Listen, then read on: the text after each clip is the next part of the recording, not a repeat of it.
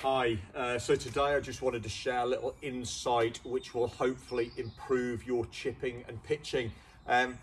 Huge part of the game, a big percentage of the game played close to the green, and it really will be a big deciding factor if you want to lower your scores. So first of all, what I would always check when I see someone pitching or chipping is how they grip it. Obviously the grip is controlling the club face, so it's really important that we get it right.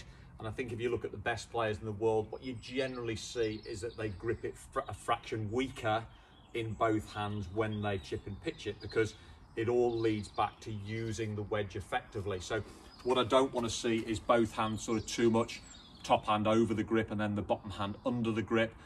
Basically that's going to make the club face very closed on the way back, and then you're sort of having to try and make up for that mistake. So what I want to see is particularly the bottom hand on the grip, let's pinch it across the top of the grip a little bit more, okay? Now the reason for doing that is when I get into that grip position, when I move the club away, I want to get a little bit of face rotation going back, okay? It's really important to feel this because we want to use the bounce on the club, okay? We look at all these wedges now, and that bounce on the club is a big factor in how you play wedge shots.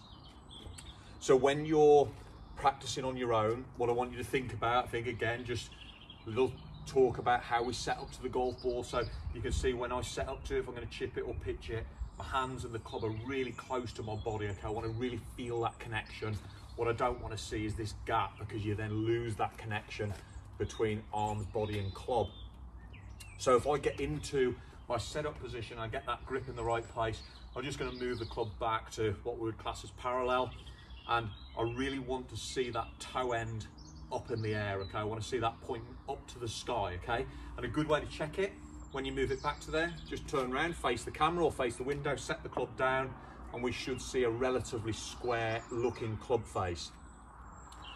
Once we get that correct, move it back, and then just, obviously depending on the length of the shot will depend on how much you turn, how much you set the wrists.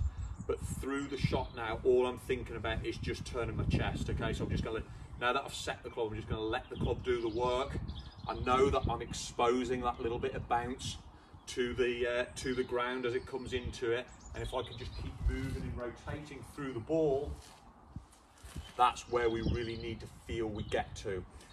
When you're chipping and pitching, just a general guide, it's not an exact, but the backswing and the follow through should pretty much match in length, all right? We want to feel a little bit of acceleration through impact, obviously, like we do in all golf shots, but just make sure that you don't get too long to short or too short to long.